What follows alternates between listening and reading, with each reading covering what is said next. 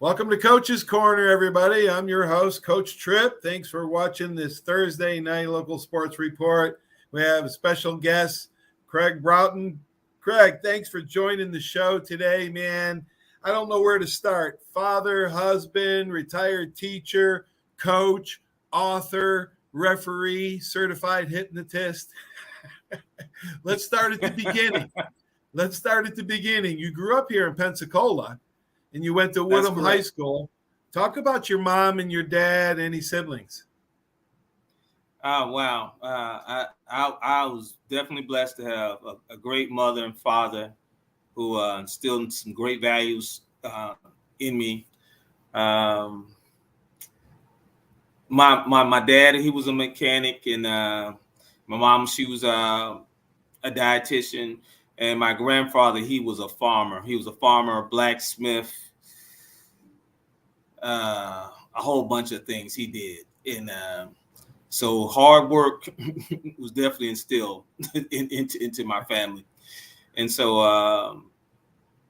I just try to keep it as simple as that. But did a lot of hard work coming up, and we had a nice little garden in our backyard that we worked on every Saturday morning and did things. And my mother, she loved reading, and my dad loved reading, and I watched both of them read a lot, and so it instilled in me that to become a reader. And so started reading comic books and just loved reading. Yes. Are you the only child? I have a brother and sister. I'm the youngest of three. My sister's the oldest, and then there's my brother, and then came me. Okay. Did they play sports? Did you play sports as a youth, or what? Oh, absolutely. My sister, she was in the band. My brother didn't play any sports, but he was in ROTC, and I followed him in ROTC. But I played football, basketball, and baseball. That's what I did. And all right. Football was pretty much my favorite sport of all. So then you played multiple sports, so you know what it's like to have different coaches and different teammates. And then you went to FAMU, right, and got your BS in elementary education. Absolutely, yes, I did. You went to FAMU, got my. You kept on going. No, you wanted to. You got yes. You got your. I want you to talk about your FAMU, but also you went to South Alabama, got your master's, right, in administration, and UWF, master's in instructional technology. Wow, talk about those trainings. Great experience at first Pensacola State. My first experience was Pensacola Junior College, and I love telling the story to my students. My dad got laid off my senior year in high school, and he was not able to provide the funds to send me to college. So he told me I had to just, find a way. And I did find a way, and I started working a couple of jobs, and I paid my own way through Pensacola State Junior College. I worked at it's Publix now, but it was Albertsons back in the day. And so I was able to go to school part-time, and I worked at Albertsons as a grocery clerk and did from like a 1 to 7. And then at nighttime, I got a job at the post office as a casual, and I worked from 11 to sometimes 7 o'clock in the morning. And I used that to pay for my, and I used that to pay for my schooling. And then from there on my way to Florida A&M University, my mentor, Paul Mosley, and I told him I couldn't afford to go to Florida A&M University, and he's like, "Well, you gotta go." And I was like, "Mr. Mosley, I can't do it." He says, "Well, there's gonna be a way, and I'm gonna help you." And so he got me a roommate, and I made Florida A&M University. Did good in the first semester, and then eventually I just got caught up in things, and then I flunked out. And I called my sister, and I told her, I said, "Hey, I messed up." And she told me, "Don't go home, but just, stay in there and get back in when you're eligible again." And I did that. And a lot of people helped me along the way, and I got back into Florida A&M. I got into education, and I graduated Florida A&M University. And I'll share this story. That's when I did success story, man. Yeah, it was an amazing journey, because when I did fail that summer and I got the letter that said I could not return, I was on academic suspension. I went to the teacher's class that I failed, Dr. Brooks. It was anatomy and physiology, because I was in medical records administration before I turned elementary. And that lady let me come to class without telling anybody that I was not registered as a student and learn. And, oh my gosh. Yeah. Wow. Yeah, she did that for me. And as I was telling a young man earlier, I said, that's why I reach out and help so many people, Mm-hmm. because I remember when I didn't have anything and somebody said, I'll give you a chance. And so that was part of my teaching philosophy. No matter where you come from, what your situation, I'm going to give you a chance, and I'm going to believe in you. And if I can't do anything, I'm going to give you hope. And so graduated from there. Then eventually got my master's degree in instructional technology from University of West Florida. And then I wanted to become an administrator, and I got my little master's degree from University of South Alabama. Man, what a great success story, man. That's why second chances are so important. I wouldn't be, we all wouldn't be sitting. I wouldn't be sitting here. I wouldn't have had the career I had without second chances in high school and in college, as a matter of fact. So that's a great testament. What made you want to be a teacher? What was the impetus and motivation for wanting to be a teacher? Because I never went. I went to a meeting at the school, and it said the motive. What is this? The theme was, if not us, who? If not now, when? And they said we needed people to be teachers, because there was not enough teachers in the field. And I thought about all the adversity I went through, and it was a teacher or teachers who motivated me to help me become successful. Because if not, I wouldn't be here I am today. Because my biggest goal when I was a kid going through stuff was to live to see 21. And I thought that was be a major accomplishment if I could just see that, because I had friends doing stupid stuff and I was doing some stupid stuff. And then I decided I wasn't going to do any of that stupid stuff anymore. And so I thought about the teachers who took time to motivate and inspire me. And so I said, I want to be one of those same people to help a child that's in need. And if I could just help one kid along the way, I'd be doing something, Yeah, it was teachers with you that inspired you and mentors. It was coaches in me that inspired me and mentored me. And teaching and coaching are very similar in a lot of aspects. Matter of fact, the teaching protocol, explanation, demonstration, participation, correction, repetition. It's almost the same thing as teacher and coach. Then you got into coaching. You coached youth. How did you get into coaching? And did you love it all those years? Oh, did I love it? So when I was in Phoenix City, Alabama teaching, I was asked to coach softball. And as an athlete, you just love competition. Yeah. And so I was asked to do that, and I got into that. And our first softball team, we lost a couple of games, but then we won a championship. And then the community reached out to me and asked me to coach basketball. Big basketball fan. And so started coaching basketball, and I won 2 back-to-back basketball championships. And that was fun. Then you won titles in basketball and softball. What's the difference between coaching boys and girls? The girls try harder? I think it's the same. I think it's the approach. The girls are like robots. You pretty much say, this is what we need to do, and they just jump on it. Yeah. Guys, you got to be like, you got to do a little manipulation. But girls, they just like, what we need to do? Okay, boom, we're doing it. Guys, like, what? Why? You got to give them the why.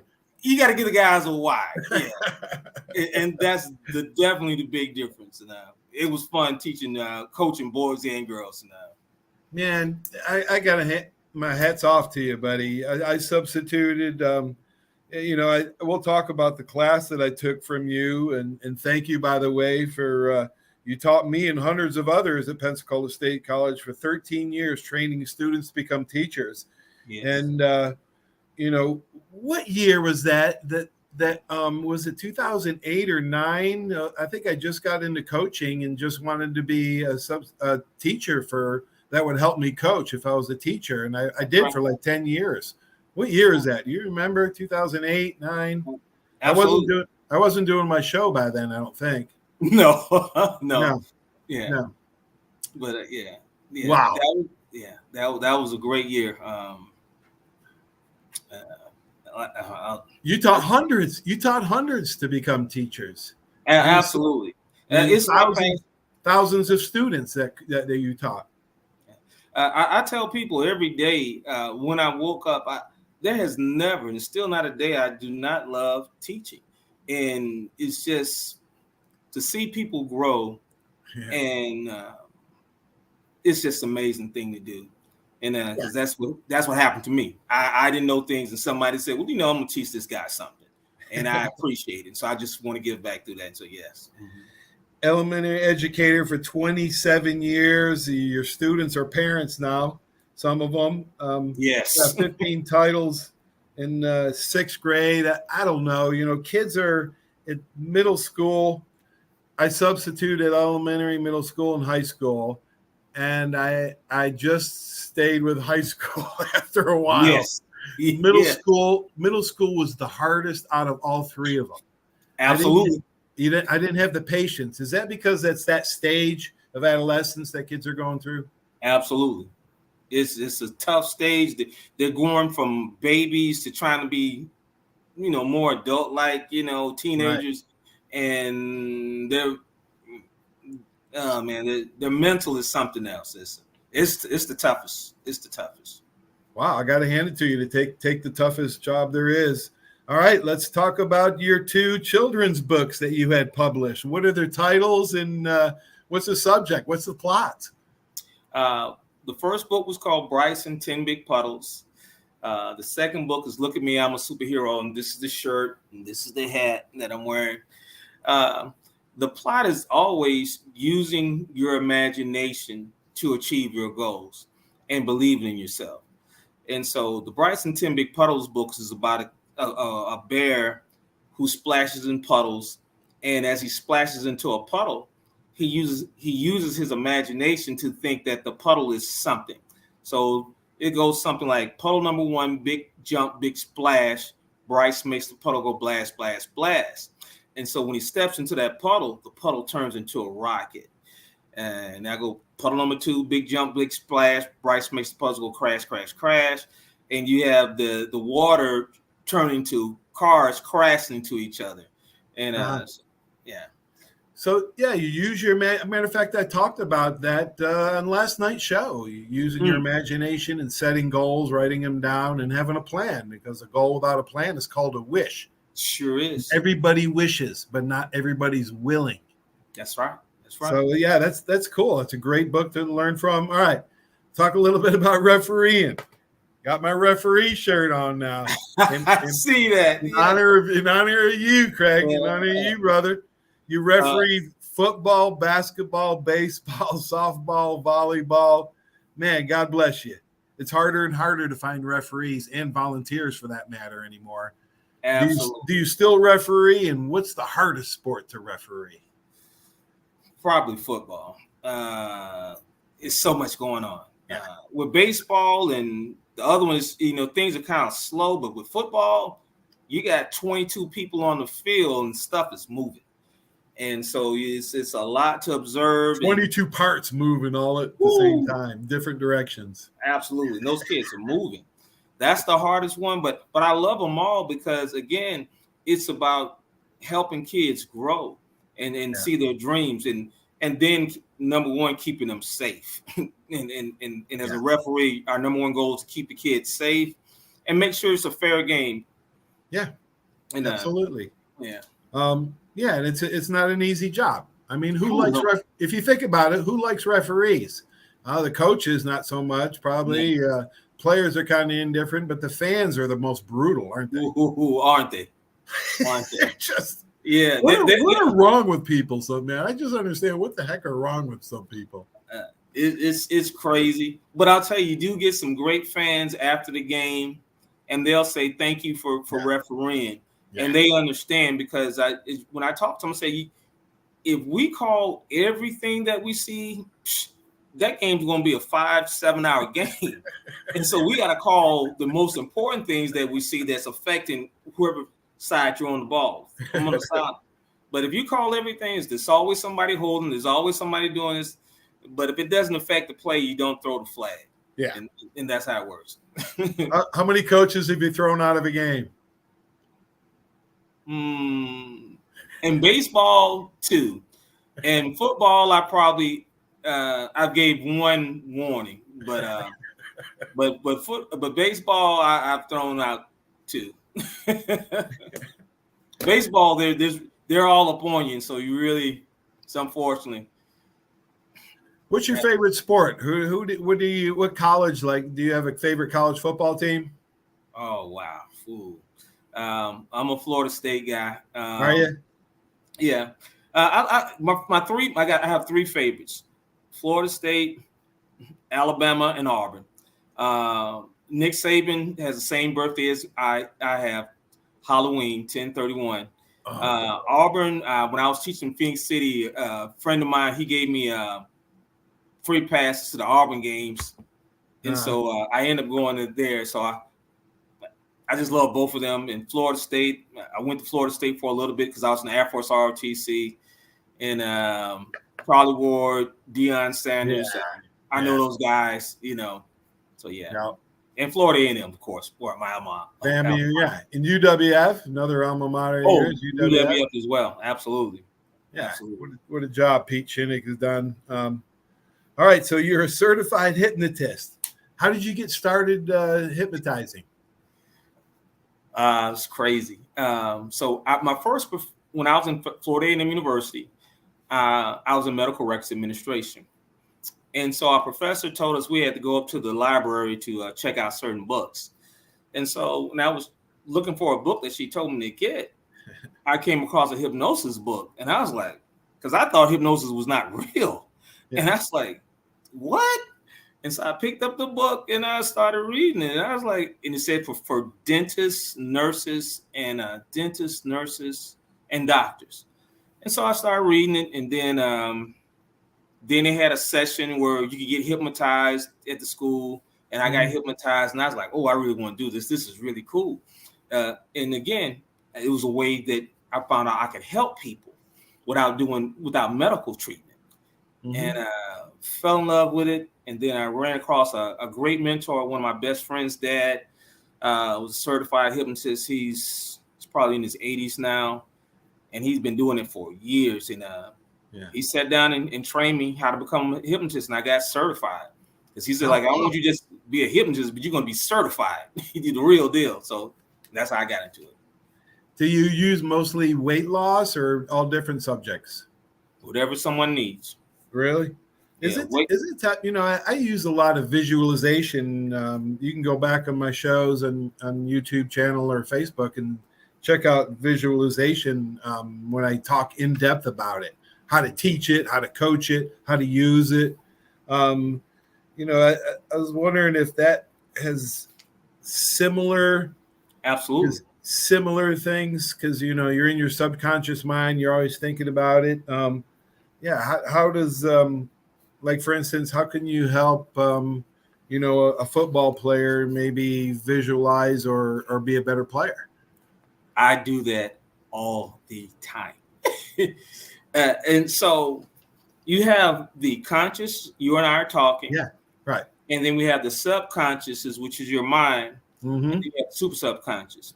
And so basically the conscious mind is saying, yes, no, I'll listen to this, I won't listen to it.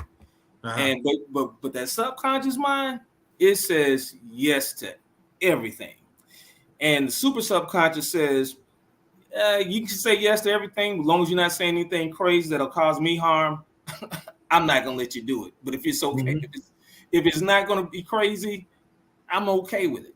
So when I deal with an athlete and they say, Mr. Broughton, I want to be a better athlete, I want to be a better football player, better baseball player.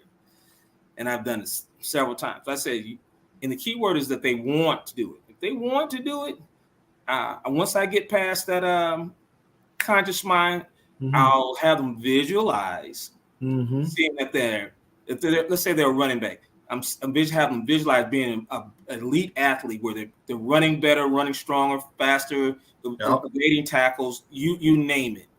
And if they're track, like I did this track guy, I had him jump a whole foot longer because I had him visualize seeing himself jump farther than he ever jumped before. Right, so right. That's exactly how it works. Yeah, Jim Thorpe used this visualization over 100 years ago. Yeah, go check out that. Yeah, the vision. I'm talking about it in the visualization, and he was way ahead of his time, obviously. But yeah, go check that out, or his book, Wathohook, The Path Lit by Lightning, is even a great book. Yeah, it's an outstanding book on Jim Thorpe. Well, that's cool, man. Gosh, football season's only 6 weeks away. Are you going to referee football again this year? Absolutely. Do you do youth? Do you do any high school? What association are you associated with? I just do youth. Uh-huh.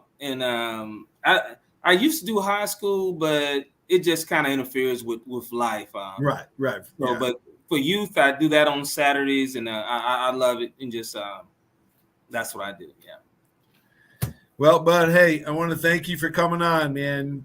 You were a great influence on me, and I know when we talk off camera, I had something to help you as well, and I'm glad I did, man. And, absolutely. Hey, keep up the great work, Craig. Really proud of all the things you've done and your story and how you helped thousands of kids be better, man. You're a good man. Thank you. And thank you, Coach. Like I said, we'll talk about that off camera because I think what you said to me and how you helped improve my life is priceless. And I appreciate you having me on the show. It means the world to me. And I'm just always thankful and grateful that I could do my best to try to be a light to everyone I encounter.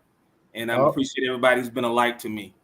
You're a good man, and I'm glad you and your wife are pulling out of that car accident, man. I'm glad about that. Hey, you guys watch. I want to let everybody know Saturday's show. Eddie Payton, Walter Payton's brother. Oh man, Eddie won 37 golf conference championships as a coach. That's awesome. After his 5-year, he had a really good NFL career too. Sure did. He had over 5,000 return yards in 5 years, and it's really interesting. So tune in, and thanks for being with us today, Craig. Appreciate you, buddy. You're welcome. Same here. Okay, bud. All right, that was awesome, Craig Broughton. Wow, it's good stuff. Hope you enjoyed Local Sports Report. Like I said, stay tuned, Saturday show, and stay tuned for these important messages, as without these great sponsors, this would not be possible.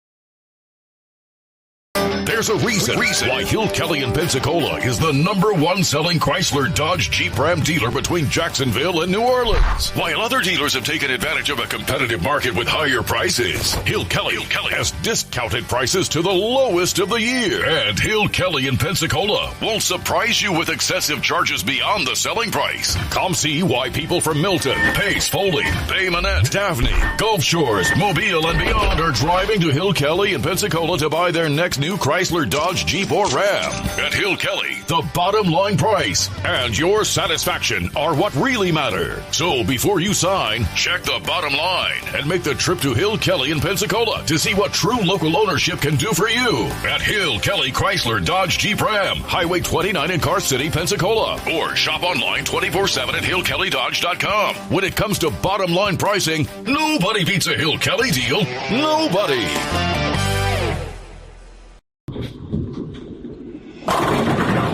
My name is Steve Reynolds. I'm the manager and owner of Cordova Lanes, and we help keep your mind out of the gutter. Cordova Lanes is part of the community of Pensacola. Being here for 43 years, we've entertained more people than any other bowling center in the city. We sell fun for a living. Cordova Lanes is located at 2111 Airport Boulevard in Pensacola, behind Cordova Mall. Come on out and see us at Cordova Lanes Bowling Center. Thank you. Are you riding around in a filthy vehicle? Dirty car no more. Visit Ronnie's Car Wash today to get it shining in no time. They have 3 convenient locations with another coming soon. The unlimited monthly wash packages start as low as $14.95 per month with free vacuums, multi-purpose spray, and towels. Visit them in Gulf Breeze, Navarre, Fort Walton, and soon Crestview. Don't wait, wash today. Be sure to see Ronnie's Car Wash on Facebook to see the latest specials and discounts. You'll be riding and shining in no time. Hey, Bama fans, this is Will Moore, president of the Pensacola Bama Club. You can find us at PensacolaBamaClub.com. We are your official alumni chapter in the Pensacola and surrounding areas. Membership is available to all alumni and all Bama fans, so come see us at one of our many events throughout the year. Our Bama football watch parties are the next best thing to being in Bryant-Denny Stadium. We even serve authentic stadium hot dogs. Membership, event, and contact information will be found on our website at PensacolaBamaClub.com. Roll Tide. Over 30 years, you have seen the orange Beck signs all over the Gulf Coast listing a property for sale or lease. Beck Partners is your trusted advisor in commercial real estate, property management, commercial and personal insurance. Senior Vice President David Valletto has been with Beck Partners since 1989. Take advantage of his wealth of knowledge by calling him today at 982-7352. 982-7352. Extensive experience in all aspects of leasing, sales, management, and site selection will make sure your expectations are exceeded.